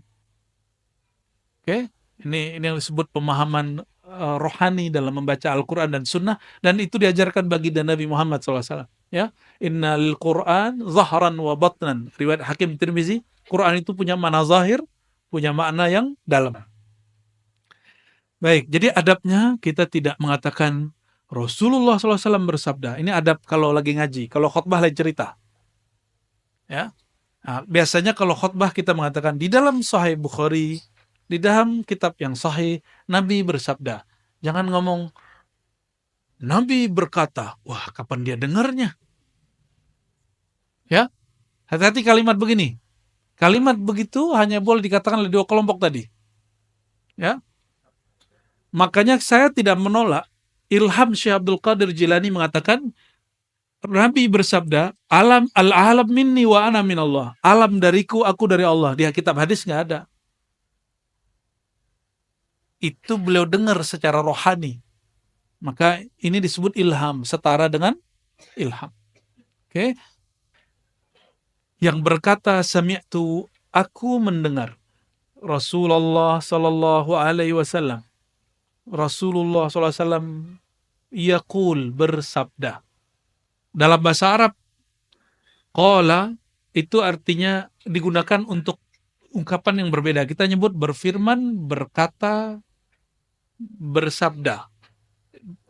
Indonesia karena pengaruh dari sastra-sastra Sanskerta, di Sanskerta itu ada kelas-kelas kata. Kata umum seumuran, ada yang ke atas, ada yang kepada Tuhan. Maka itu mempengaruhi bahasa Indonesia. Orang Indonesia kalau sesama ngomong kata-kata Melayu, begitu sama. Kemudian ada yang disebut dari guru kepada murid, dauh, sabda. Atau dari Sang Maha Guru SAW disebut dari Allah disebut berfirman. Tapi sebenarnya secara ilmu bahasa tidak ada pembedaan.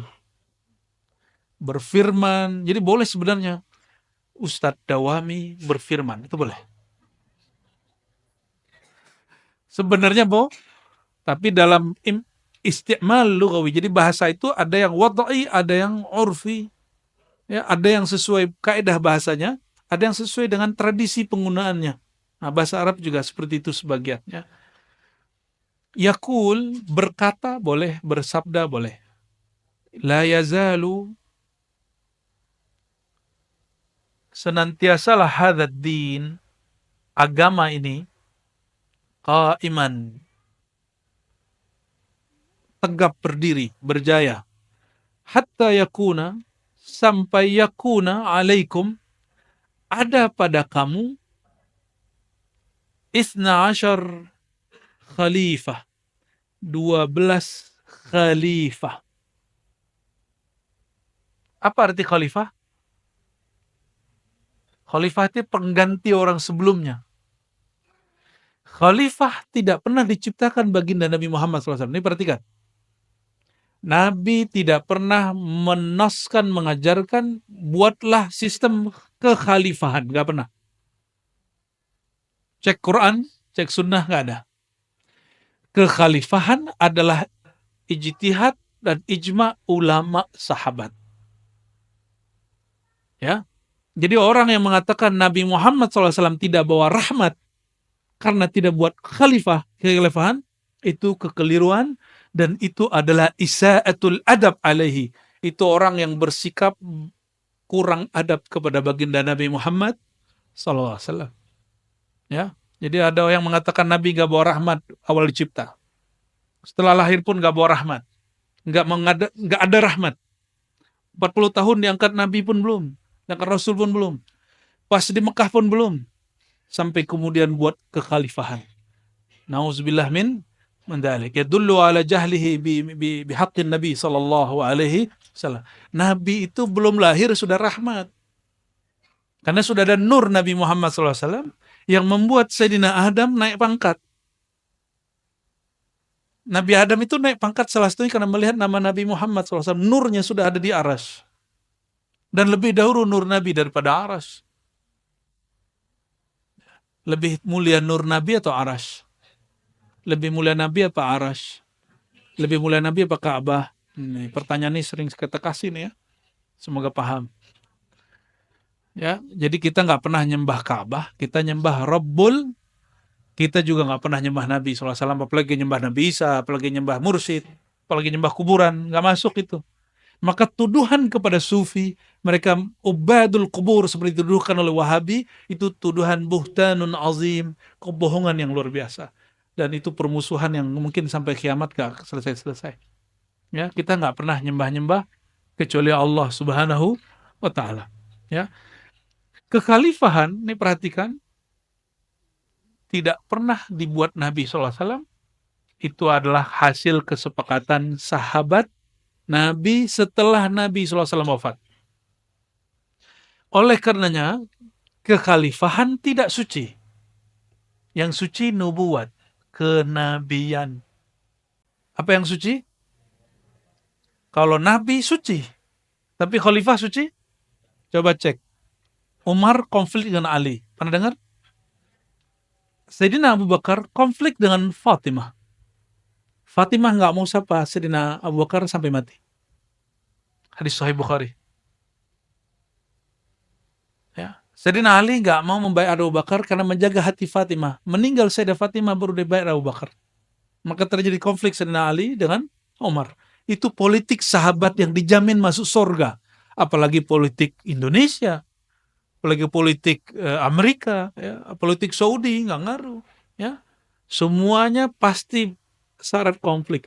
Maka min tabi'atis siyasah fi ayyi suratin kana khalifatan mulkan au ayyi surah fala takunu salimatan minal khilaf. Ya, tidak ada satu sistem pemerintahan, apakah itu kekhalifahan, kerajaan, monarki, demokrasi, kecuali di situ ada konflik. Pasti ada konflik. Jadi jangan putus asa. Orang-orang yang suka ngebom karena dia sudah, aduh, negeri ini udah hancur. Ya. Polisi yang benar dibunuh. Karena ada kan polisi yang mau dia punya menyimpan berita tentang sabu, dimatiin orang. Ya. Polisi yang jahat bertahan. Orang kalau mikir begini, wah ini kita harus bunuh polisi semua nih. Ya. Makanya beberapa kali di Indonesia markas polisi dibom. Benar nggak? Ya. Itu karena pikiran dia pendek. Dia tidak paham bahwa salah satu sunnatullah pada dunia ini adalah kekacauan. Jawaban dari Ibnu Athaillah As-Sakandari. Jadi Ibnu Athaillah kemudian ditanya, kenapa dunia ini banyak masalahnya, banyak konfliknya, kita udah baik juga orang gak baik sama kita. Apa jawaban beliau? Sesuatu tidak mengeluarkan kecuali yang menjadi sifat di dalamnya. Karena dunia itu sifatnya rusak, busuk, hancur, maka dia hanya menampilkan yang rusak.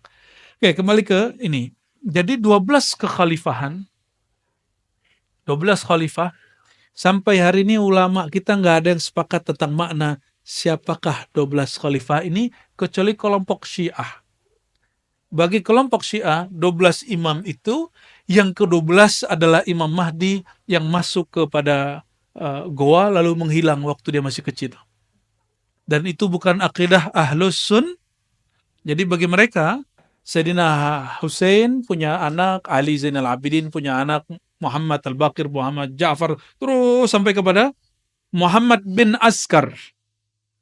Askar ke-11, Muhammad bin Askar yang ke-12. Muhammad bin Askar ini menghilang waktu kecil. Cocok dengan hadis ini. Lalu apa kata mereka? Inilah imam yang kita tunggu. Kata siapa? Kelompok Syiah. Ajaran Ahlus Sunnah tidak meyakini 12 imam versi. Kenapa? Banyak dalilnya.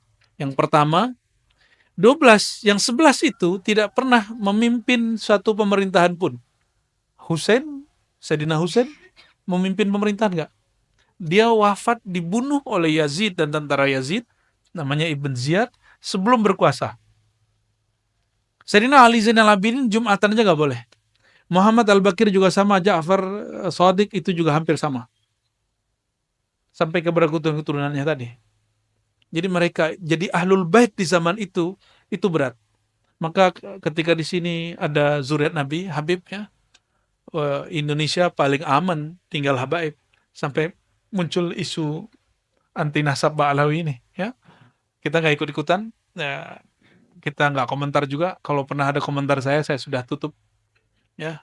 Kita nggak mau ikut-ikutan konflik karena itu bagian dari merusak ukhuwah Islamiyah ya. Jika membahas nasab merusak ukhuwah Islamiyah, kita nggak usah bahas. Baik. Lalu siapa yang disebut 12 imam ini? Jadi seakan-akan Imam Abu Daud ingin mengatakan begini, wahai Tuan pembaca, Tuan yang membaca hadis ini, 12 imam itu bukan imam yang dimaksud oleh Syiah. Ya. Masih ingat kisah Bani Israel ketika Sayyidina Musa kemudian membawa 12 perwakilan yang disebut Nuqaba. Ya. Disebut apa? Nuqaba. Maka jika kita merujuk ke sana, Nuqaba ini bisa berarti hidup di zaman yang sama. Bisa juga tidak. Nah, tapi poin paling penting dari kata ini, hadis ini adalah seakan-akan Imam Abu Daud ingin mengatakan bukan 12 imam versi Syiah itu. Oke. Ini penjelasannya masih agak panjang, tapi kita cut aja ya. Sudah asar belum? Belum. Belum mau atau 1 menit lagi? Oh, bentar lagi berarti.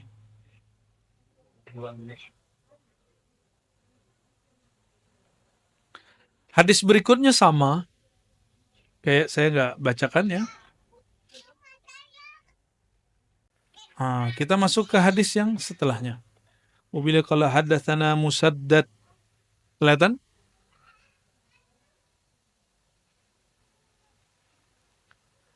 Disampaikan oleh guru kami Musaddad. Musaddad ini namanya lucu, Musaddad bin Musarhad. Ya. Musaddad bin Musarhad begitu namanya, sampai ada candaan oleh hadis. Nama Musaddad kalau dibaca bin Musarhad, bin dan itu semuanya bikin pusing orang Arab. Kata orang Arab, itu kalau ada yang kesurupan langsung sembuh. Jadi ahli hadis itu suka nyandain sesama ahli hadis. Dia ini nih ya. An Umar bin Ubaid haddatsahum ini berarti gurunya ada 2 atau lebih dari 2 ya. Sana qala hadatsana Muhammad al-Ala qala hadatsana Abu Bakar yakni bin Ayyash wa sana Musaddad. Kembali ke Musaddad.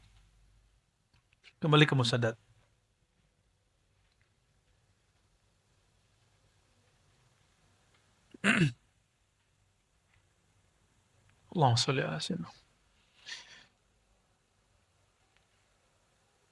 Kata Musaddad dari Yahya, dari Sufyan, kata Ahmad dari Ubaidullah bin Musa, dari Zaidah, begitu juga kata Ahmad Ibrahim dari Ubaidullah bin Musa, an Fitr, ya.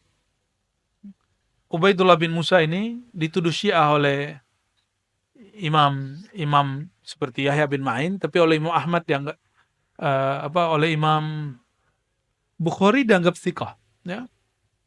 Kita nggak akan membahas itu, tapi bahwa ada orang yang tertuduh Syiah di sini 1-2 ada ya. Kulluhum an Asim an Zir an Abdullah an Nabi sallallahu alaihi wasallam, dari Abdullah bin Mas'ud. Ini maksudnya Abdullah di sini adalah Abdullah bin Mas'ud. Qala, Nah, perhatikan ini hadis Al-Mahdi yang paling penting untuk bab limit waktu. Lau lam yabqa, seandainya tidak tersisa, seandainya tidak dapat fisiknya teks, ada? Dapat? Nggak dapat? Oh, ngopi sendiri? Oke, emang wajar sih karena daurahnya gratis. Ya, alhamdulillah. Ya, karena saya dapat ilmu ini gratis, jadi saya ingin mengajarkannya gratis. Ya, semoga Allah memberkahi kami yang hadir, yang mengajarnya, kami yang nobel.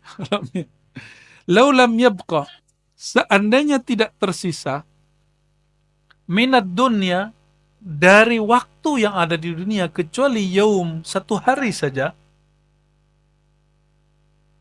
la tawwalallahu dzalika, sungguh Allah akan memanjangkan hari itu, dzalikal yaum, hatta yub'atsa, atau yab'atsallahu, sampai Allah membangkitkan seseorang, mengutus seseorang, minni, dari aku, dari aku, semua alam dariku, al alam minni, semua alam dariku, semua kita dari nur Nabi Muhammad SAW. Berarti lafaz pertama siapa aja mungkin jadi Imam Mahdi, tapi untungnya ada lafaz keduanya, au min ahli baiti, dari ahlu baitku, dari keturunan ahlu bait. Ahlu artinya keluarga, bait rumah tangga Rasulullah SAW. Dan Rasulullah SAW hanya mewarisi, menurunkan keturunan dari jalur Sayyidatuna Fatimah. Maka kalau diterjemahkan, dari keturunanku melalui Fatimah. Nggak ada urusan mau patriarki, mau apa lagi yang dari ibu. Ya, saya sini lupa, padahal saya orang Padang, orang Minang. Hah? Matrilineal, Allahumma salli ala Sayyidina Muhammad. Ya, yuwati'u. Nah, di sini maka ada dua ahlu bait. Ada ahlu bait nuraniyah, ada ahlu bait nasabiyah. Ahlu bait nuraniyah, semua orang beriman, maka dia ahlu bait Nabi Muhammad SAW, yang oleh Imam Subki, beliau mengatakan apa? Kalau kita baca Allahumma sholli ala sayyidina Muhammad wa ala ali Muhammad, maka semua orang beriman dapat. Karena keluarga Muhammad, kata Imam Subki, kullu mu'min, kullu muslim, setiap mukmin. Coba perhatikan, istri Nabi dipanggil Ummul Mu'minin, ibu orang beriman. Bapaknya siapa? Abul Mu'minin Sayyidina Muhammad SAW. Itu makna ayat, makana Rasulullah SAW aba ahadin min rijalikum. Rasulullah SAW bukan bapak seseorang saja, tapi bapak rohani semua. Bapak semua rohani. Ya, maka kita ada salawat, kita sebut salawat Abu Ruh. Abu Ruh, ya. Allahumma shalli ala sayyidina Muhammad Abir Ruh. Ya, salatu wassalamu alaika ya Aba Ruh. Ya. Yuwati'u, berkesesuaian, ismuhu ismi, isim dia, nama dia dengan isimku, namaku sama. Wa ismu abihi ismu abi. Tapi di riwayat imam yang lain, ini kalimat ini tidak ada. Ya, ini riwayat yang lebih sahihnya yang ini. Nama dia sama dengan namaku. Pertanyaan, apakah yang Nabi maksud nama itu nama KTP? Nama ID card? Di masa Rasulullah SAW udah ada ID card belum? Ada kartu tanda penduduk? Ada masuk ke daftar, apa namanya, Dukcapil yang di pemerintah? Enggak. Nama yang dimaksud di sini bukan nama itu. Yang perlu diperhatikan, ya. Karena kita sering memahami 14 abad lalu dengan zaman sekarang. Itu kebodohan. Ya, makna hadis nanti nggak lengkap. Nama apa yang dimaksud? Nah, yang paling bagus menjelaskan tentang makna nama itu Al-Imam Bajuri dalam Hasyiah Akidahnya. Apa makna nama? Nah, jadi si nama ini ada makna.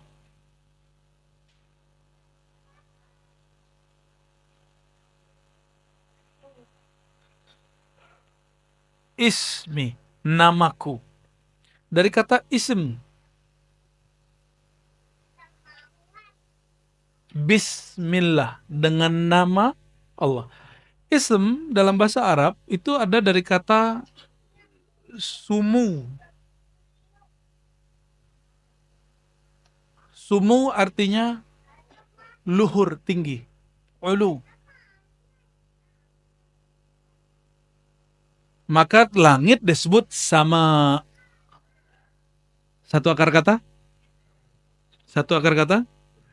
Orang Arab begitu kayanya mereka dalam berbahasa Arab. Maka sumu disebut uluwud darajah wa ma'rifah. Ketinggian derajat dan ketinggian ma'rifat, pengetahuan.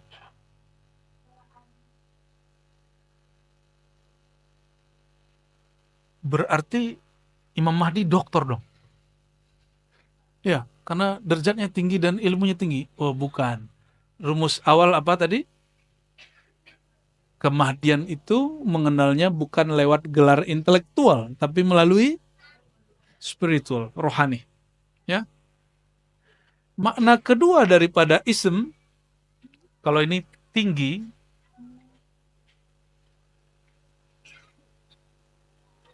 yang kedua makna daripada ism adalah alam. Ya.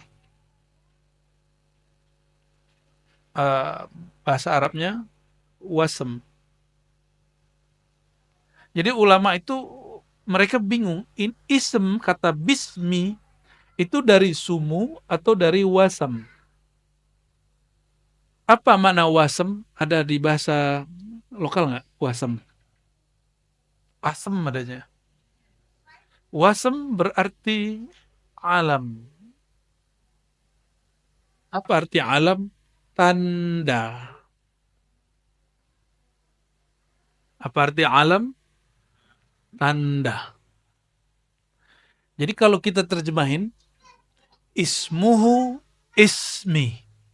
Nama ia adalah namaku. Ketinggian derajat dan ma'rifatnya dan tanda-tanda yang ada padaku juga ada pada dia. Yang ada pada dia ada padaku. Masalahnya ini setelah dia memproklamirkan dirinya atau belum? Itu masalahnya. Nah, disinilah mentok ahli hadis. Ahli hadis tidak mampu membedakan ini hanya sebatas ini sahih tidak sahih. Bukan tugas ahli hadis mengerti maknanya. Tugas mengerti maknanya ahlul ihsan, ahli rohani. Ya. Ini derajat. Derajat apa yang tinggi di situ? Derajat rohani. Tanda. Tanda apa di situ? Ini tanda ahli hadis masih kurang connect.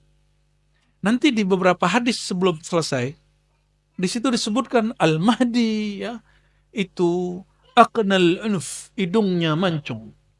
Ya, abhal jubha, jidatnya lebar. Sempat-sempatnya Imam Abu Daud meriwayatkan hadis itu. Tanda ahli hadis mereka terbawa dengan nuansa ism, bahwa tanda-tanda yang dimaksud tanda-tanda fisik. Oke, kita ambil hadis itu. Hidung yang mancung itu pertanda apa? Orang hidung mancung itu keturunan Sunda, Jawa, apa keturunan Arab. Nah, boleh juga lah kita ambil ya. Tapi apakah semua yang hidung mancung, ya, dia Imam Mahdi? Ini banyak yang mancung nih bukan Imam Mahdi. Banyak zuriat Nabi hidungnya pesek. Saya ketemu malah mancungan hidung teman-teman kita yang bukan habaib. Berarti bukan itu tandanya, bukan tanda hidung. Jadi hidung ini kalaupun iya itu pertanda dia zuriat. Jidat lebar, pertanda dia cerdas. Tapi bukan berarti mesti seperti itu, ya. Oke, ini dua hal paling penting dari makna ism.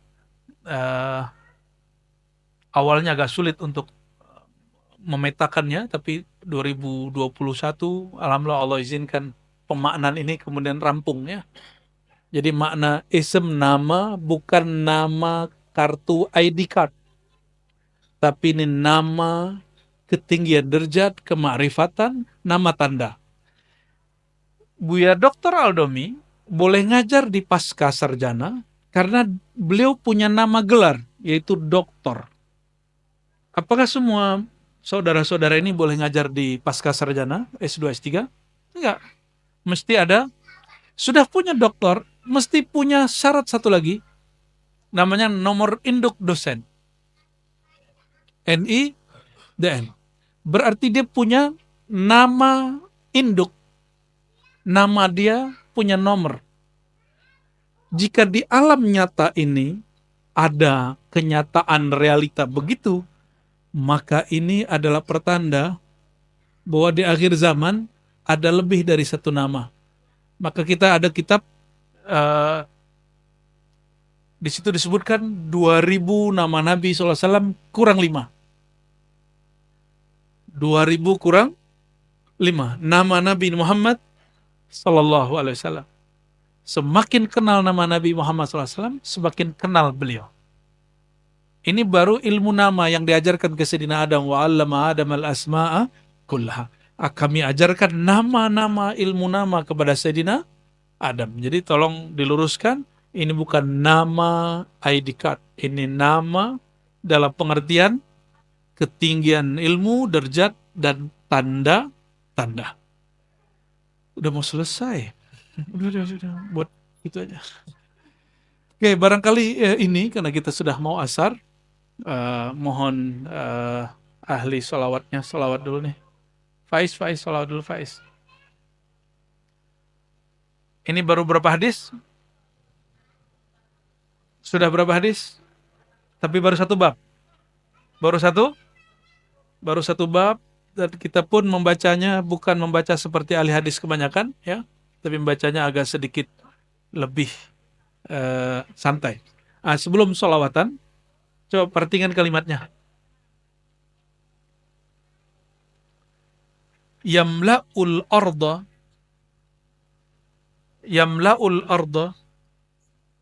Al-Mahdi itu akan memenuhi bumi dengan qistan wa adlan, keadilan. Kama, ini menjadi limit kemunculan Al-Mahdi. Jadi kalau orang bertanya, kapan muncul Al-Mahdi? Kita nggak berani memberikan tanggal, kecuali itu perkiraan. Jadi kalaupun ada penanggalan, itu hanya perkiraan. Kama muliat, sebagaimana dipenuhi bumi zulman wa jawra, kezaliman. Jadi kalau mau dijawab, kapan Imam Mahdi muncul? Apabila kezaliman memuncak di semua tempat. Sekarang kan belum zalim-zalim amat lah. Ya. Masih bisa makan tuh? Masih boleh makan? Masih bisa tidur beberapa jam setiap hari? Masih dapat hak hari-harian? Masih. Berarti ini belum. Ya, tapi tenang dulu, kan ini zaman bisa berubah. Kezaliman yang paling dahsyat selama sepanjang tahun ini, sepanjang abad ini, itulah kemarin pandemi. Kita nggak tahu ke depannya apa lagi. Jadi kezaliman yang dimaksud di sini bukan kezaliman politik lokal.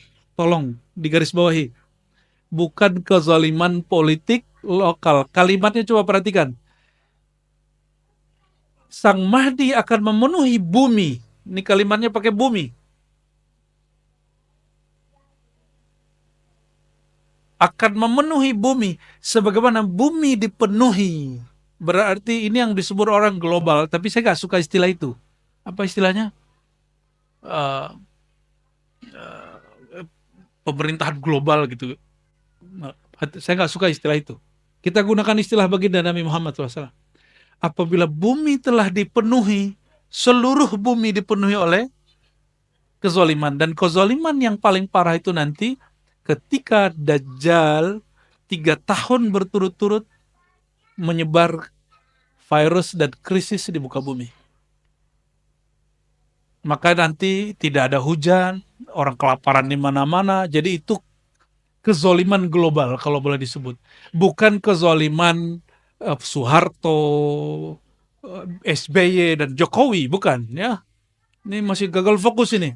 Hadis-hadisnya dibawain ke bab politik. Kalau di Malaysia kezoliman Anwar Ibrahim gitu enggak ada urusan. Ini enggak ada urusan begitu.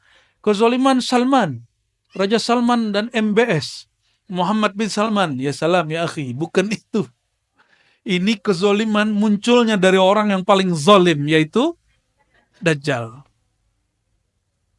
Bukan kezoliman politik lokal. Ini kalau orang nggak ngerti bab kolbu, dia akan maksain, enggak, ini zamannya nih. Ya, maka sekarang di Indonesia sudah banyak Dajjal. Kalau begitu bentar lagi Imam Mahdi keluar juga dong. Ya, gampang bener. Ya, seharusnya dari kemarin tuh 2020 seharusnya keluar udah. Ya. Oke. Ini kalimat paling penting di hadis ini. La tazhab aw la tanqadi dunya hatta yamlikal Arab rajulun min ahli baiti wa artinya sama berdasarkan hadis ini, dan hadis ini hasan. Ya, hadis ini apa? Jadi ada sahih, hasan, dhaif, dan dia di tengah-tengah. Dia di tengah-tengah. Oke, saya tanya lagi. Ini kezaliman lokal, nasional, atau global? Maka pelaku kezalimannya itu politik partisan atau politik global. Global. Ya, jadi jangan terjebak dan dimainkan perasaannya oleh perbedaan antara partai politik yang ada di dalam negeri. Paham? Jadi kita nggak usah kemudian tengkar sama partai yang beda-beda. Udah biarin aja. Jalan. Ini nikmat dari Allah Subhanahu wa Ta'ala. Gimana? Sudah mulai capek? Sudah mulai lelah hayati? Saya yang lelah. Baik, karena kita mau sholat ya, silakan siap-siap. Syukur-syukur masih wudhu, langsung ke ini sholatnya nanti diatur gimananya oleh panitia. Kita minta sholawat pendek sekitar 3 menit. Tafadhal. Faiz. Assalamualaikum warahmatullahi wabarakatuh.